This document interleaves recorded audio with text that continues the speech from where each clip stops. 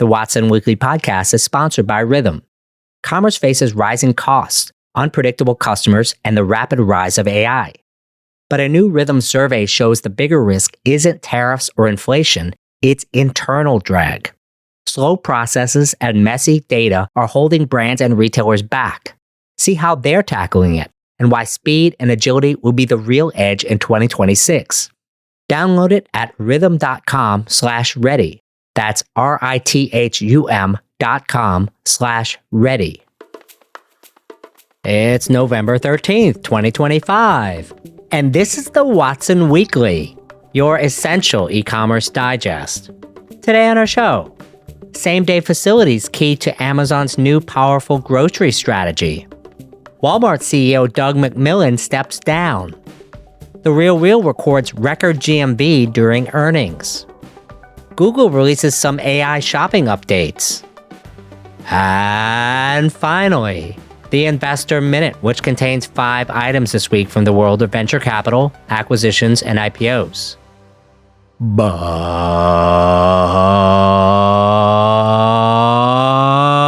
first, in our shopping cart full of news. Same-day facilities key to Amazon's new powerful grocery strategy. After about a year of going underground and not drawing too much attention to its retrenchment in the grocery category, it's clear to me what happened. Amazon went back to basics and focused on what makes Amazon, Amazon. In other words, the flywheel. Gone are the days where you're hearing about a nationwide physical footprint rollout, essentially learning grocery from scratch within Amazon through an endless series of hires with ultimately questionable results. In a world where I've lost count on the number of Amazon grocery and convenience store strategy shifts, Amazon has quietly put together a string of wins in grocery. Let's start with the scoreboard to Walmart. Amazon in their last earnings report said that they have over $100 billion in gross merchandising sales in the last 12 months from grocery, even excluding Whole Foods. Walmart might be 3 times that number? That's ChatGPT's best guess given available figures. Here's what I would say is different since Tony Hoggett exited stage left. Seemingly abandoning most of their new Amazon Fresh grocery formats.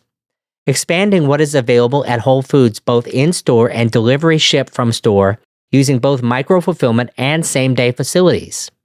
They've unified their cart and supply chain into one, allowing perishables and traditional shelf-stable Amazon grocery selection to appear in one cart. Focus on same-day facilities to drive grocery adoption, which is speed equals frequency equals sales. That's the Amazon playbook. And perishables are now coming from same-day facilities. So how many same-day facilities are there? Same-day grocery now serves over 1,000 cities. But by the end of the year, same-day facilities will serve 2,300 cities. And just to compare it to Walmart, although Walmart has about 4,500 stores, guess how many cities Walmart serves? About 2,600. According to reports, there are about 100,000 SKUs in a typical Amazon same-day facility, and obviously much more than grocery, since they're designed to serve all Amazon, but it is a start. And Walmart supercenters have about 140,000 SKUs, but a lot of that is grocery. Amazon scale could still yet disrupt online grocery given enough time and patience. Physical retail will still remain dominant for a long time, especially in this category, but a lot does depend on how long online grocery will keep outpacing physical grocery growth by 3 to 5 times above it a year. Owning a big chunk of the industry's growth strategy is not a bad approach for Amazon, I don't care who you are. And Amazon's own playbook could accelerate this trend just by executing the basics, delivering faster, creating more habits, expanding selection, and same-day facilities. And then repeat. Our second story. Walmart CEO Doug McMillion steps down. In a story that broke just while I was sitting down to record, Walmart CEO Doug McMillion has stepped down from his role as CEO of Walmart effective January 2026 to be succeeded by John Furner, the current president of Walmart US.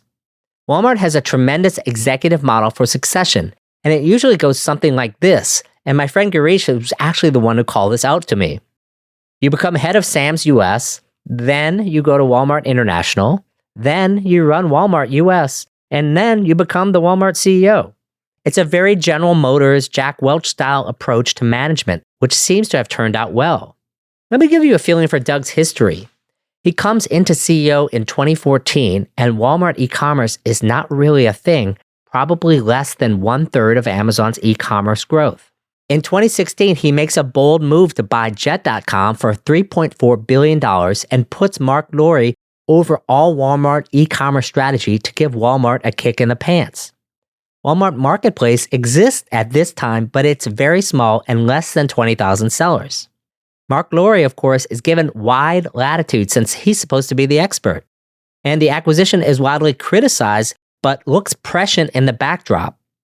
And $3 billion as a high number seems very quaint in our AI era of multi-trillion-dollar valuations. During this era, Walmart's e-commerce grows a lot faster, and Walmart starts to be seen as a credible number 2 to Amazon. Yet, Walmart also at Mark Lowry's direction acquires ModCloth, Moose Jaw, Bonobos, Shoes.com, Bare Necessities, and Eloquy, mostly to add new supply to Walmart. Problem is, many of these are failing companies, so there's that. By the time it gets to 2019 and 2020, the party is over for Jet and the gang, starting to overstay their welcome. Most of these acquisitions are either divested or shut down, with Mark Lowry himself finally leaving in 2021. From there, the rest is kind of history. Walmart refocuses on its core, really scales the marketplace, adds on advertising, fulfillment, and other digital revenue streams, and then scales them all. As far as I'm concerned, Doug McMillion as CEO of Walmart really hit it out of the park. Revenue went up 50% during his tenure, and the stock price went up 400% as well. Viewed through this lens, it's easy to excuse a $3 billion acquisition price with what is now an $800 billion market cap company in Walmart, on a trajectory to clear $1 trillion in market power very soon here. Our third story. TheRealReal records record GMV during earnings. It looks like we're back to post-pandemic again, consumers pulling back, and that is affecting TheRealReal, but in a positive way. GMV is up 20% year over year. Basically, the message is clear. People keep trading down, and TheRealReal is benefiting, including its stock price. The worry somewhat is the holiday season, but I don't see a reason that transactions will be down. It is possible we could see slightly depressed average order values this holiday season, but that also seems like something we've been witnessing all year too. And our last story. Google releases some AI shopping updates. In an update that left me a little underwhelmed, Google has released some AI shopping updates this week, and here's what was announced. First, they launched an AI tool that will help you click and call stores on your behalf and then return the results to you. Second, Google seems to be added an AI follow-up mode onto Google Shopping, which lets you use conversational search to narrow down what you're looking for. Third, Google reported that there will be sponsored listers in search results. Yippee! Just what I was waiting for from the incumbent. Look, can I rant for a second? No one answers the phone anymore, Google. I swear I can't get anyone in the United States to answer the damn phone. Certainly not at a business. And when I'm in any business in person, I just watch as the phone rings and no one even knows or cares how to answer it. So this first feature seems useless in the extreme. Also, Google Shopping is not going to be winning Google any awards anytime soon. Sponsored listings? Seems like a world without enshittified results lasted about 5 minutes. All told, I see Google suffering from a severe case of innovator's dilemma. OpenAI has, well, an opening here, and they're going to keep driving through it. It may take time, but it feels to me like Google is not meeting the moment. The bigger question is, will it matter at all? Distribution is still the most important thing on the internet because of built-on network effects. And while OpenAI is pretty decent, it's not going to replace Google for everything because Google is so damn fast at producing results for a lot of things. And they have a ton of proprietary datasets that OpenAI simply does not have.